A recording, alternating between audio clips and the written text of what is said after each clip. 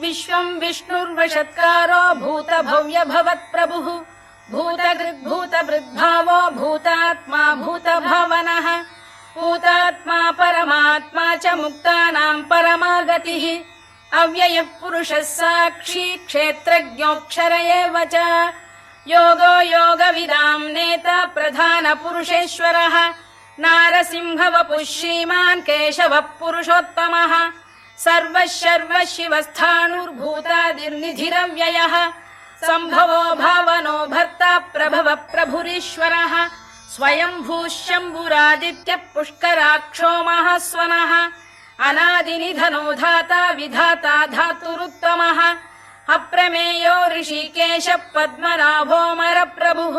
विश्वकर्मा मनुस्त्वष्टा स्थविष्ठस्थविरो ध्रुवः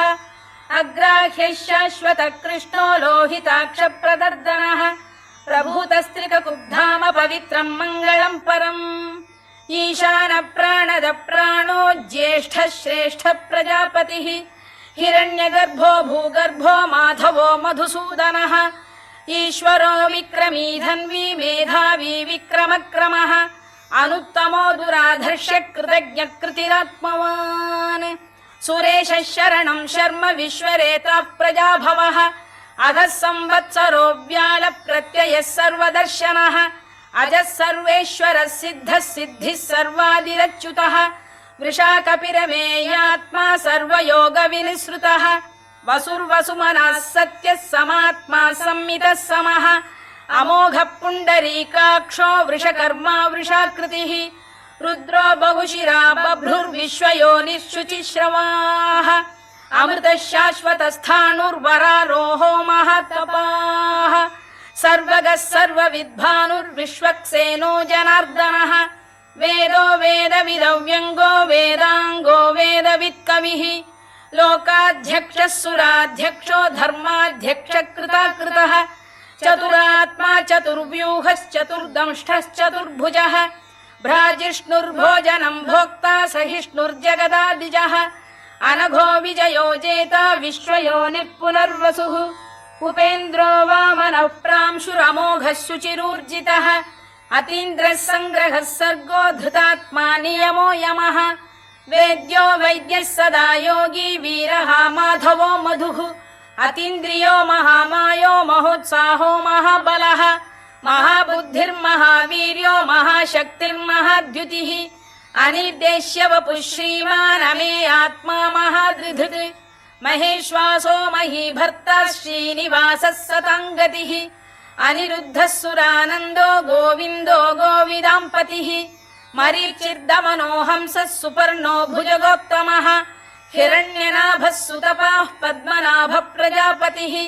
अमृत्युः सर्वदृक्सिंहः सन्धाता सन्धिमान् स्थिरः अजो दुर्मर्षणः शास्ता विश्रुतात्मा सुरारिभा गुरुर्गुरुतमो धाम सत्यः सत्यपराक्रमः निमिषो निमिषस्रग्वी वाचस्पतिरुदारधीः अग्रणीर्ग्रामणी श्रीमान् न्यायो नेता समीरणः सहस्रमूर्धा विश्वात्मा सहस्राक्षः सहस्रपात् आवर्तनो निवृत्तात्मा संवृतः सम्प्रमर्दनः अधः संवर्तको वह्निरनिलो धरणीधरः सुप्रसाद प्रसन्नात्मा विश्वधृत् विश्वभुग्विभुः सत्कर्ता सत्कृतः साधुर्जह्नुर्नारायणो नरः असंख्येयो प्रमेयात्मा विशिष्टः शिष्टकृच्छुचिः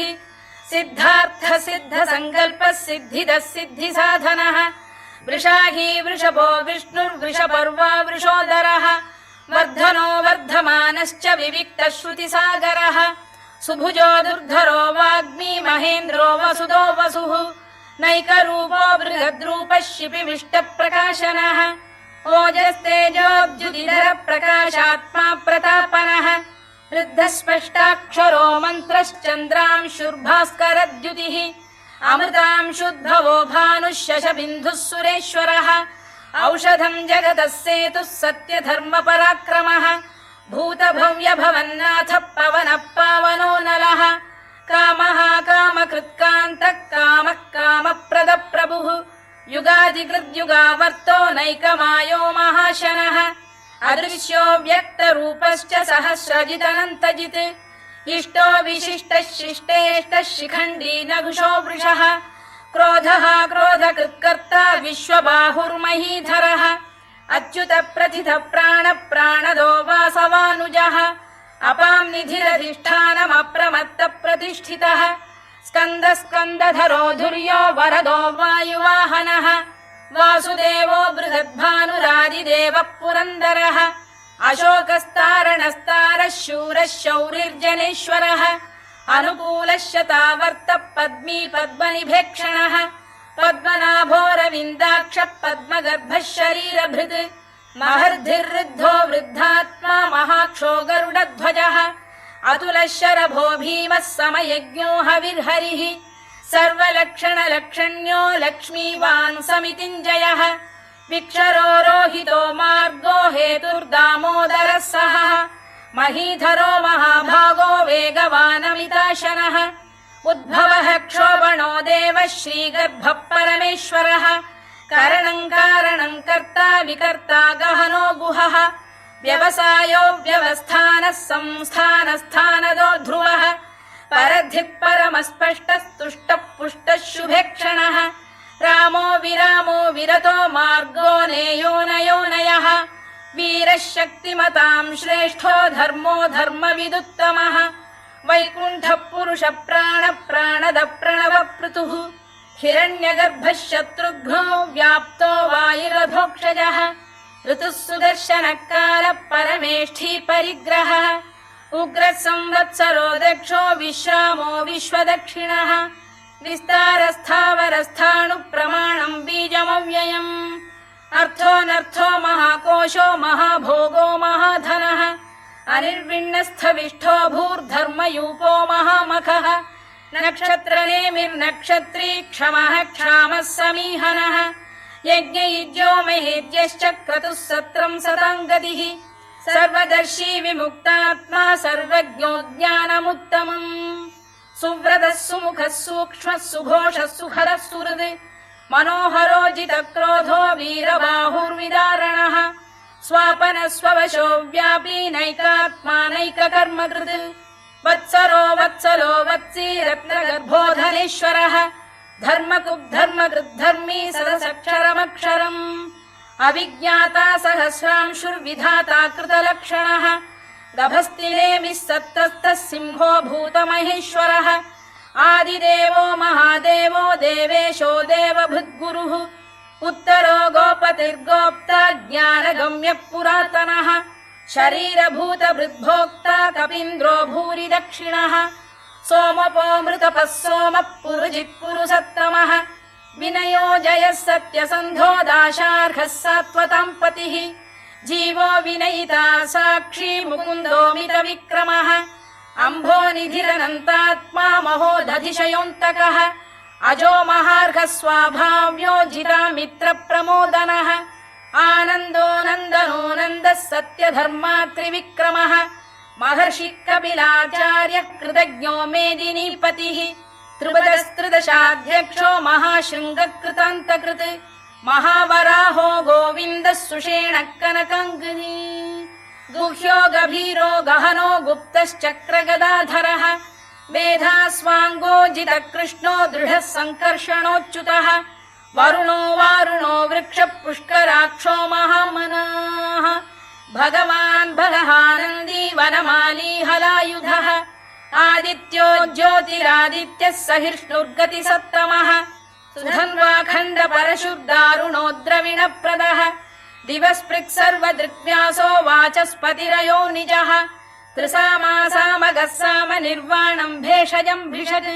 सन्न्यासकृच्छमः शान्तो निष्ठा शान्तिपरायणम् शुभाङ्गः शान्तिदस्रष्टा कुमुदः कुवलेशयः गोहितो गोपतिर्गोप्ता वृषभाक्षो वृषप्रियः अनिवर्ती निवृत्तात्मा संक्षेप्ताक्षेमकृच्छिवः श्रीवत्सवक्षः श्रीवासः श्रीपतिः श्रीमताम्बरः श्रीधः श्रीशः श्रीनिवासः श्रीनिधिः श्रीविभावनः श्रीधर श्रीकर श्रेयः श्रीमान् लोकत्रयाश्रयः स्वक्षस्वङ्गशतानन्दो नन्दिर्ज्योतिर्गणेश्वरः विजितात्मा विधेयात्मा सत्कीर्तिश्छिन्न संशयः उदीर्णः सर्वतश्चक्षुरनीशः शाश्वतः स्थिरः भूषयो भूषणो भूतिर्विशोकः शोकनाशनः अर्चिष्मानर्चितः कुम्भो विशुद्धात्मा विशोधनः अनिरुद्धो प्रतिरथः प्रद्युम्नो मितविक्रमः कालनेमिनिः वीरः शौरिः शूरजनेश्वरः त्रिलोकात्मा त्रिलोकेशः केशवः केशिः हरिः कामदेवः कामपालः कामी कान्तकृतागमः अनिर्देश्य वपुर्विष्णुर्वीरोऽनन्तो धनञ्जयः ब्रह्मण्यो ब्रह्मकृद्ब्रह्मा ब्रह्म ब्रह्मविवर्धनः ब्रह्मविब्राह्मणो ब्रह्मी ब्रह्मज्ञो ब्राह्मणप्रियः महाक्रमो महाकर्मा महातेजा महोरगः महाक्रतुर्महायज्वा महायज्ञो महाहविः स्तव्यस्तव प्रियस्तोत्रम् स्तुतिस्तोतारणप्रियः पूर्णः पूरयिता पुण्यः पुण्यकीर्तिरनामयः मनोजवस्तीर्थकरो वसुरेता वसुप्रदः वसुप्रदो वासुदेवो वसुर्वसुमनाहविः सद्गतिः सत्कृतिः सत्ता सद्भूतिः सत्परायणः शूरसेनो यदुश्रेष्ठः सन्निवासः सुयामुनः भूतावासो वासुदेवः सर्वासु निलयो नलः दर्पः दर्पदो दृप्तो दुर्धरोऽथापराजितः विश्वमूर्तिर्महामूर्तिर्दीप्तमूर्तिरमूर्तिमान् अनेकमूर्तिरव्यक्तः शतमूर्तिः शताननः एकोनैकः स वक्र किं यत्तत्पदमनुत्तमम् लोकबन्धुर्लोकनाथो माधवो भक्तवत्सलः सुवर्णवर्णो हेमाङ्गो वराङ्गश्चन्दनाङ्गदी वीरः विषमः शून्यो घृताशीरचरश्चलः अमानी मानदो मान्यो लोकस्वामी त्रिलोकधृत् सुमेधा मेधजो धन्यः सत्यमेधाधराधरः तेजो वृषोद्युतिधरः सर्वशस्त्रभृताम्बरः प्रग्रहो निग्रहो व्यग्रो नैकशृङ्गो गदाग्रजः चतुर्मूर्तिश्चतुर्बाहुश्चतुर्व्यूहश्चतुर्गतिः चतुरात्मा चतुर्भावश्चतुर्वेदविदेकपात् समावर्तो निवृत्तात्मा दुर्जयो दुरधिक्रमः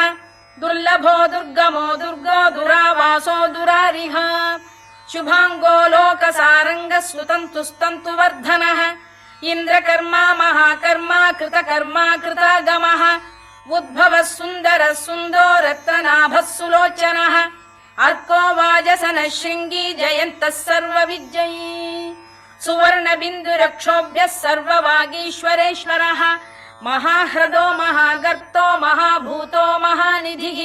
कुमुदः कुन्दरः कुन्दः पर्जन्यः पावनो निलः अमृताशोऽमृतवपुः सर्वज्ञः सर्वतोमुखः सुलभः सुव्रतः सिद्धः शत्रुजिच्छत्रुतापनः न्यग्रोधोदुम्बरोश्वत्थक्षाणूरान्ध्रैषूदनः सहस्रार्चिः सप्तजिह्वः सप्तैधा सप्तवाहनः अमूर्तिरनघोचिन्त्यो भयगृद्भयनाशनः अणुबृहत्कृशस्थूलो गुणभिर्निर्गुणो महान् अधृतस्वधृतस्वास्य प्राग्वंशो वंशवर्धनः भारभृत्कथितो योगी योगीशः सर्वकामदः आश्रमश्रमणः क्षामः सुपर्णो वायुवाहनः धनुर्धरो धनुर्वेदो दण्डो दमयिता दमः अपराजितः सर्वसहो नियन्ता नियमो यमः सत्त्ववान् सात्विकः सत्यः सत्यधर्मपरायणः अभिप्रायप्रियार्होः प्रियकृत्प्रीतिवर्धनः विहाय सगतिर्ज्योतिः सुरुचिर्कुतभुग्विभुः रविर्विरोचनः सूर्यः सवितारविलोचनः अनन्तो हुतभुग्भोक्ता सुखदो नैकजोऽग्रजः अनिर्विण्णः सदामर्षी लोकाधिष्ठानमद्भुतः सनात्सनातनतमः कपिलः कपिरव्ययः स्वस्तिदः स्वस्तिकृत् स्वस्ति स्वस्ति भुक् स्वस्ति दक्षिणः अरौद्रः कुण्डली चक्री विक्रम्यूर्जितशासनः शब्दातिकः शब्दसः शिशिरः शर्वरीकरः अक्रूरपेशलो दक्षो दक्षिणः क्षमिणाम्बरः विद्वत्तमो वीतभयः पुण्यश्रवणकीर्तनः उत्तारणो दुष्कृतिः पुण्यो दुःस्वप्ननाशनः वीरः सन्तो जीवन पर्यवस्थितः अनन्तरूपोऽनन्त श्रीर्जितमन्युर्भयापहः चतुरश्रो गभीरात्मा विदिशो व्यादिशो दिशः अनादिर्भूर्भुवो लक्ष्मी सुवीरो रुचिराङ्गदः जननो जनजन्मादिर्भीमो भीमपराक्रमः आधारनिलयो धाता पुष्पहास प्रजागरः ऊर्ध्वगः सत्पथाचार प्राणद प्रणवप्रणः प्रमाणम् प्राणनिलय प्राणभृत्प्राणजीवनः तत्त्वम् तत्त्वविदेकात्मा जन्म मृत्युजरातिगः भूर्भुवः स्वस्तरुस्तारः सविता प्रपितामहः यज्ञो यज्ञपतिर्यज्वा यज्ञाङ्गो यज्ञवाहनः यज्ञभृद्यज्ञकृद्यज्ञी यज्ञभुग्यज्ञसाधनः यज्ञान्तकृद्यज्ञगुह्यमन्नमन्नाद एव च